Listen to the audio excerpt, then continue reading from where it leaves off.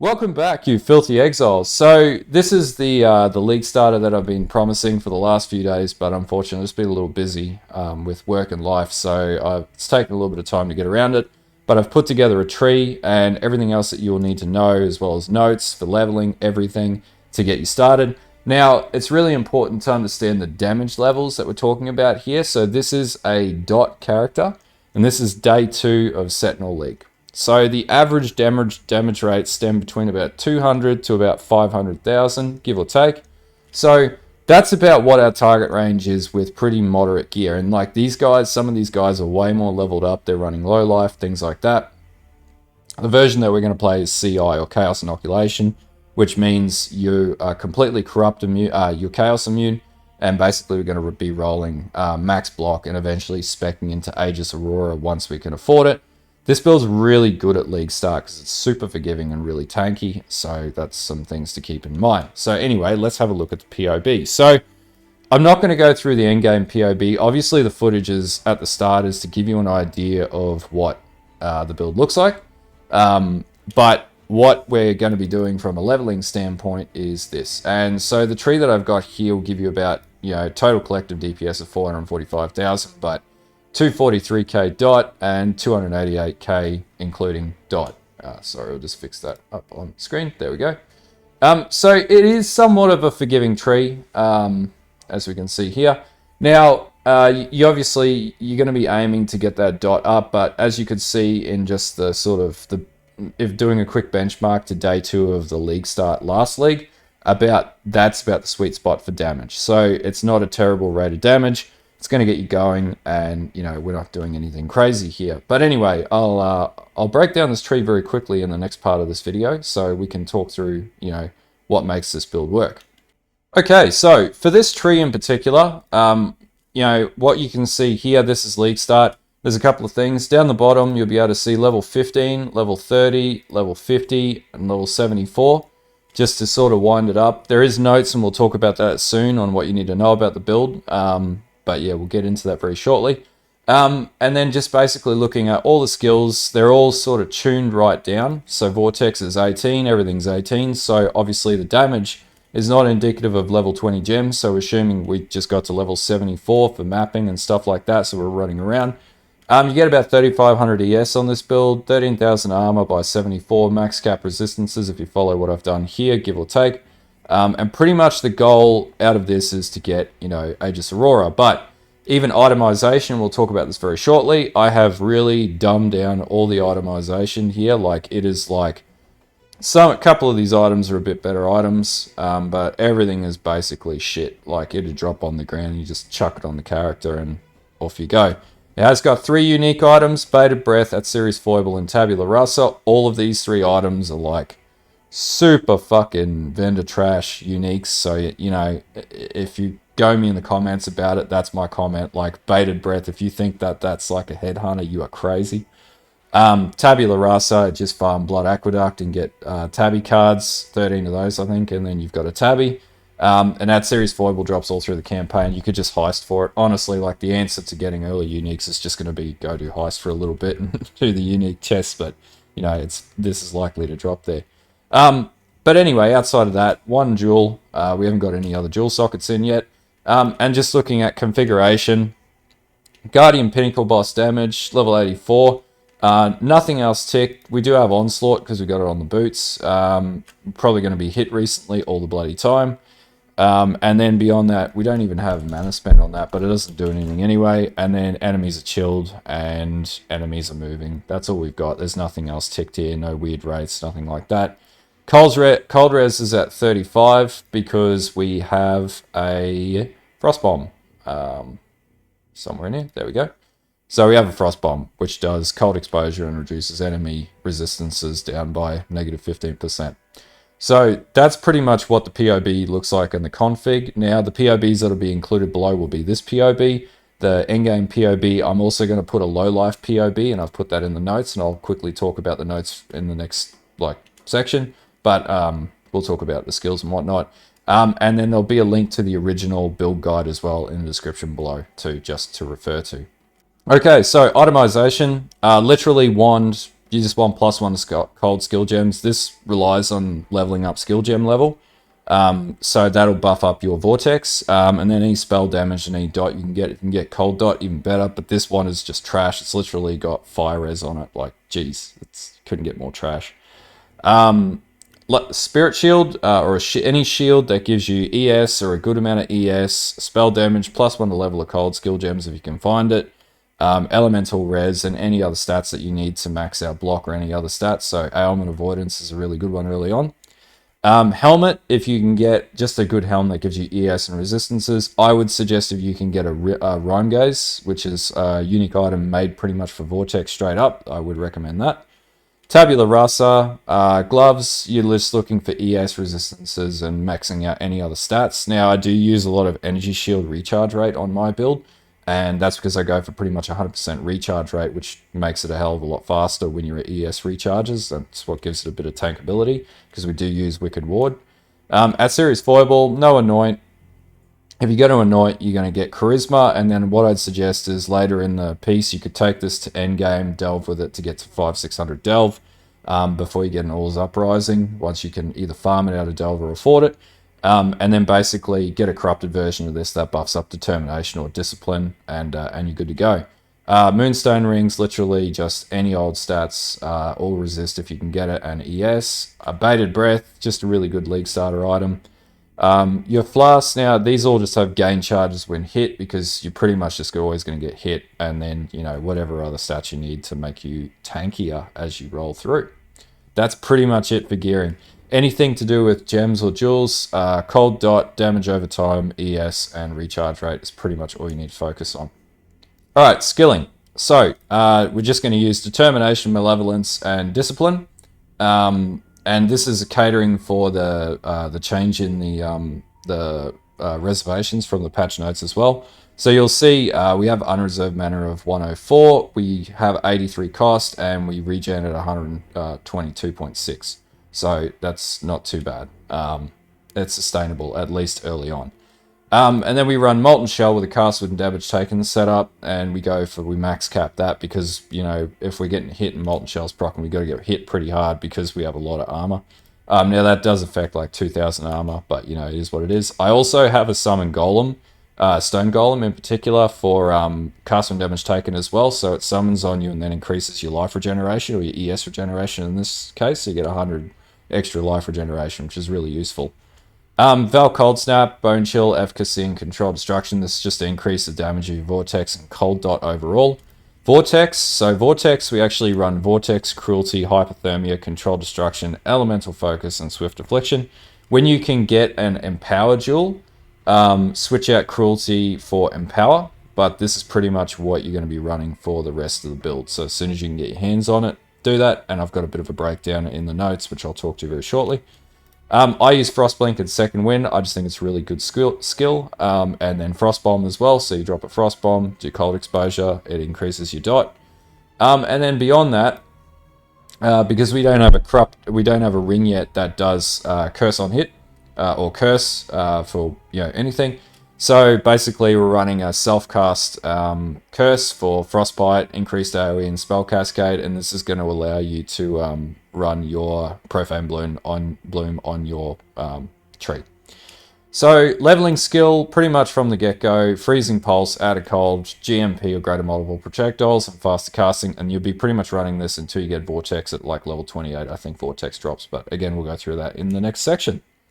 Okay, League Starter Tree. So, as I said, it's got level 15. So, level 15, we just tick on down there, and it tells you what to do. Pretty much, you're going to want to get Frostwalker to get that damage up earlier on. Level 30, you take off Frostwalker. You could leave it on there. And then we're going to be going for our Glancing Blows node as soon as we can. And the reason why we follow this pathing up here is we get access to a lot of ES and dot nodes as we go. So then we get to level 50, we take some more ES nodes, we take some mana nodes here to sustain mana, we take some aura nodes, got a dual socket, that's nice, mana reduction, and also sanctity, which is a really good node for increasing life regeneration. Now, if you haven't got to the stage where you can afford to run Zealot's Oath, I wouldn't recommend it, but we're not at the CI stage yet either here. So we are a bit susceptible to chaos damage early on because we're not really going to go low life at this stage. If you do get a Shavs at this point, I would recommend, or a Prism Guard, or you'll need a Shavs or a Solaris Lorica chest piece.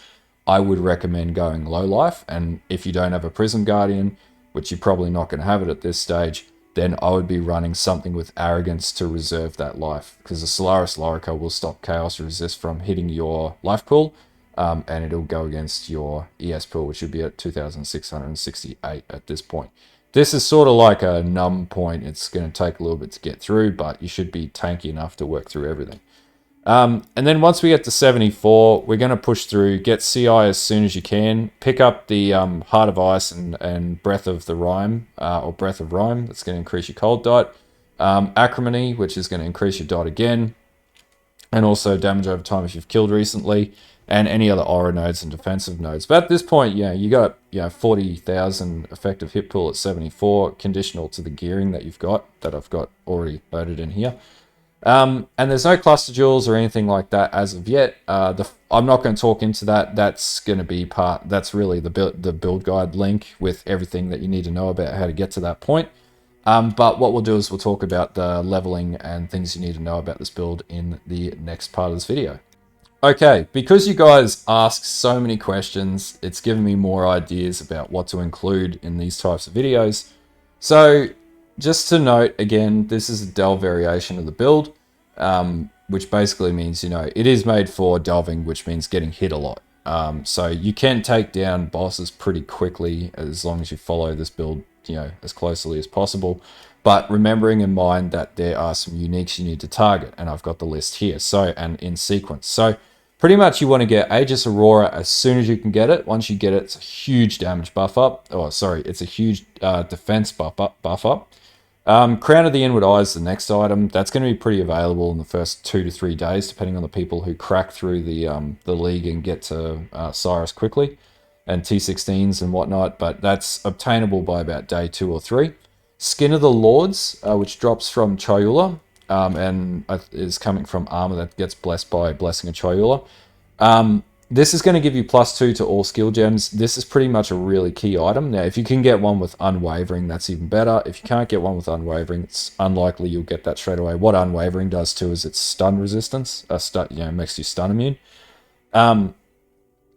What you need to be aware of with Skin of the Lords as well is that you need to make sure that you get the right soccer colors. So Skin of the Lords cannot be chromatic orbed, which means you can't change the socket colors in it. Once it's sort of set, that's it. So in that case, you need to make sure that you get one with 3 blue, 2 green, and 1 red, and then you should be okay. So the next item then is All's Uprising. Now, I had a hatred roll. If you can get a malevolence roll, that's probably going to do you better. But at the end of the day, this is going to grant you a free aura. Now, this doesn't include hatred in the build, because my build requires All's Uprising to get that extra aura in. And that means you can have 3 big auras, so Determination, Malevolence, and Hatred running all at the same time. You just absolutely abuse the All's Uprising. It's such a powerful item. And so underrated and underfarmed because nobody wants to go and look for Crystal Kings.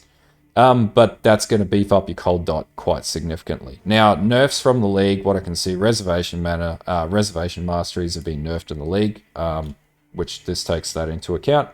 And Defiance Banner as well has been nerfed as well. Not really a major issue. Doesn't really decrease your defensiveness in any way significantly. Like, this build is still crazily defensive.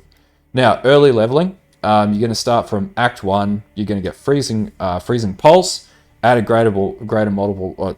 added lesser multiple projectiles, and added cold damage if you only got like a 3 link. You'll use Frost Bomb to proc as you work through. That's going to give you cold exposure, and you're going to drop enemies quicker and bosses quicker as you hit things with Freezing Pulse. And you also want to put Steel Skin or Molten Shell into your left-click move button, so as you run around, it procs your Steel Skin or your Molten Shell, which is going to increase your early game defensiveness. You do want to run Clarity and Vitality. That's going to give you a lot more survivability. When you get to Act 2, you're going to continue with Freezing Pulse, add Faster Casting onto it, and Herald of Ice. It's going to increase your damage and cast rate. You're going to get through Act 2 pretty quickly. Act 3, you'll get access to Vortex once you hit level 28, and it becomes available at level 28. Get it straight away. Once you've got Vortex, that's half the game or half the battle already done. So once you get that, map it to your move button, take your castle damage taken or steel skin off of that. Your molten shell or steel skin off of that. Then you're going to use control destruction. Apparently I've got that in here twice. We'll take that out. Hypothermia, which is level 31, and elemental focus. If you can't get those, swift affliction as well. If you've got a 5 link, you definitely want swift affliction, and or cruelty as well. And it's pretty much all the gems that you need to get you through to endgame. Now you also want to pick up cold snap. This is going to increase your cold dot and your overall damage, but because you're going to run that with bone chill. Also, when enemies die in Cold Snap, or on top the Cold Snap point, they generate Frenzy charges for you as well. So running Cold Snap will actually get your clear speed up. In Act 4, you'll get access to cast and damage taken. So you want to put Molten Shell and cast and damage or Immortal Call. Most likely Molten Shell, because we're going to stack armor on a level 1 cast and damage taken setup. And then you pretty much want to keep that at level 1 until you get to a point where you're a lot more tanky, you got a lot more ES, or you're moving up the tree to CI. Now, if you choose low life, and what low life is basically running like a Chevron's wrappings. And the reason why I didn't put low life in here is because everybody will go mental.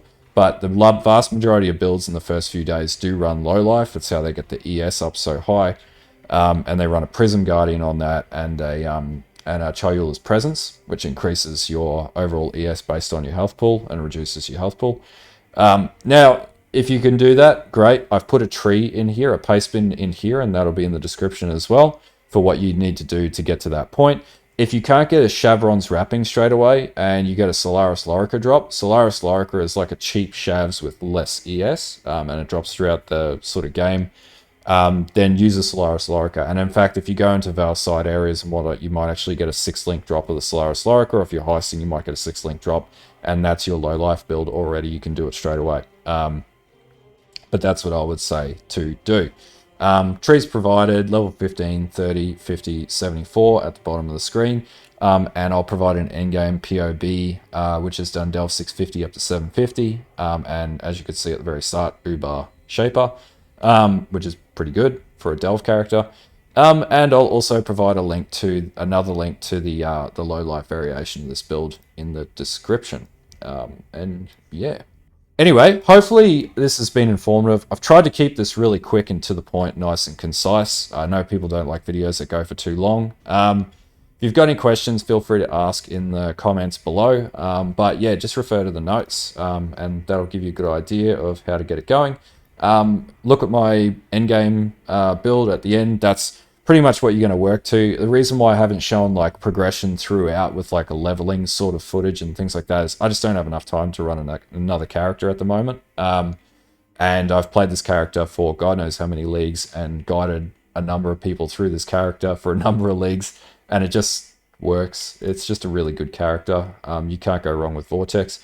Now, if you are having problems as you go with stacking ES, then just switch out and take health nodes where you can. So Purity of Flesh and things like that, and buff up your health in the early game. You can strip those nodes back as you go and then reallocate, so you can get to Discipline and Training, Purity of Flesh. You can get to Written in Blood, and you can get to Heart and Soul, and you can just sort of stack up health as you go to get that early survivability up. And then as your ES goes up and as you get to CI, you can drop those nodes off and reallocate across the tree. There is a bit of blending that just needs to be done. This build sort of works in phases, but this is sort of just getting you to the very start of it. Anyway, if this video helps you and gets you over the line, for the guys that asked me to do this video, I hope this is got enough information for you. And anyway, don't forget to like and sub to the channel, and follow the Twitch. Eventually, at some point, gonna migrate the streaming over to Twitch. It's a little easier to manage than YouTube.